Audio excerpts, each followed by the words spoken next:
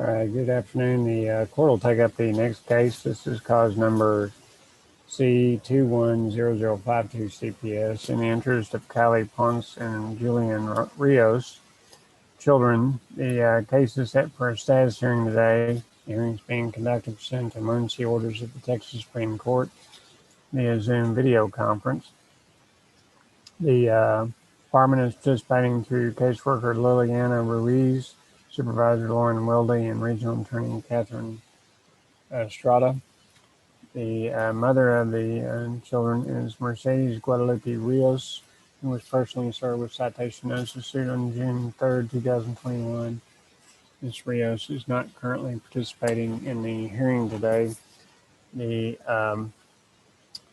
father of the child, Kylie, is Jesse Ponce, who has signed a waiver of service of citation, and that is on file with the court, and he is not present. He'll stand by. I think Mrs.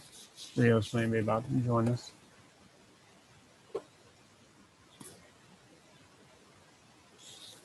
The record reflects that Mercedes Rios, the mother of the children, is participating in the hearing now. The alleged father of the child, Julian, is Scott Weber, who is deceased. There's an unknown father of the child, Julian, cited by publication through posting.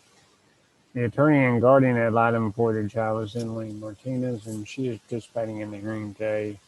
And I believe the current caregiver for the children is a maternal great aunt, Melissa Cruz, and she is not participating in the hearing today.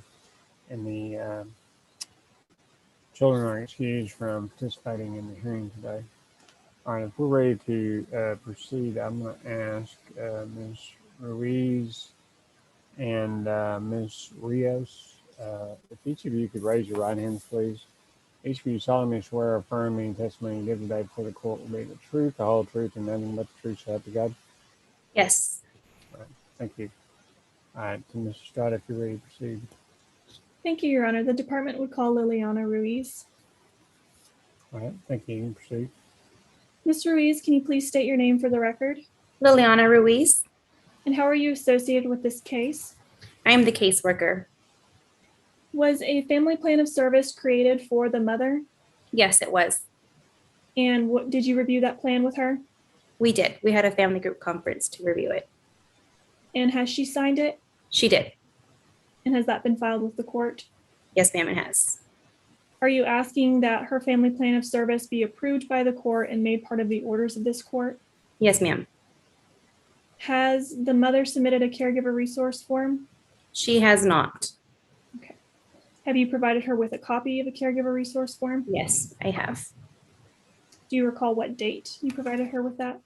I don't have the exact date. It was when I completed the family strengths and needs assessment. It would have been mid-June. Okay. Was the family plan of service created for the father? Yes, it was. And did you review that with him? Yes. Has he signed it? He has not signed it. We have a meeting for him to sign it tomorrow. Okay.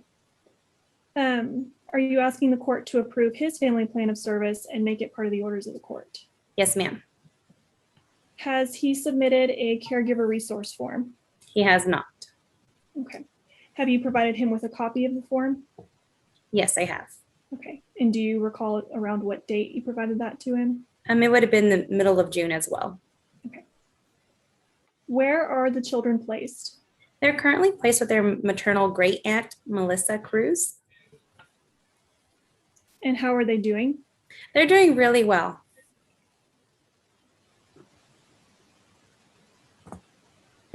Does the department have any reason to believe that either of the children have American Indian heritage? No. Okay. Thank you, Ms. Ruiz. I'll pass the witness. Thank you. Ms. Martinez, did you have any questions? No questions, Your Honor. All right, did you have any other witnesses, Mrs. Estrada? No, Your Honor. Or Ms. Martinez, any other witnesses you have or matters? No, Your Honor. Thank you. Ms. Rios, the primary purpose of today's hearing is for the court to approve the service plans filed by the department with the court. My understanding is you've had a chance to review that service plan and have signed it and understand what it requires. Is that correct? And if you could unmute your device. Yeah. Yes, sir. Okay, thank you. And once the court approves that service plan, it becomes a court order. The services that are outlined in that plan, the department's ordered to provide those to you, and you are ordered to participate in those services, and your compliance under that service plan will be reviewed at future hearings in this case. So it's important for you to do your best to comply with those services as you go forward, okay? All right, the court is going to find the service plans to be reasonable and appropriate. I'm going to approve them and make them orders of the court. Department is ordered to provide the services as outlined in the service plans, and the respondents are ordered to participate in those services.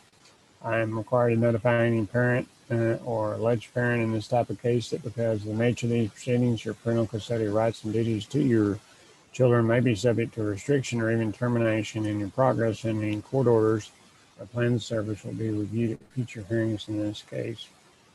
The next hearing in this case is set for November 23rd, 2021 at 9:30. That's an initial permanency hearing. The permanency hearing and pretrial is set for March 22nd, 2022 at 9. The trial is set for April 29th, 2022 at 10. And the dismissal date for this case is June 6, 2022. Ms. Rios, any litigation, you have a right to retain a lawyer to represent you if you feel the need for legal advice. If, as this case progresses, you become opposed to what the department's requesting or wanting to do in the case and desire a lawyer but cannot afford one, you can make a request for a court-appointed lawyer by filing an affidavit of indigence with the Tom Green County District Clerk. If that's filed, the court will make a determination whether you qualify for a court-appointed lawyer, and if so, the court will appoint one for you at that time.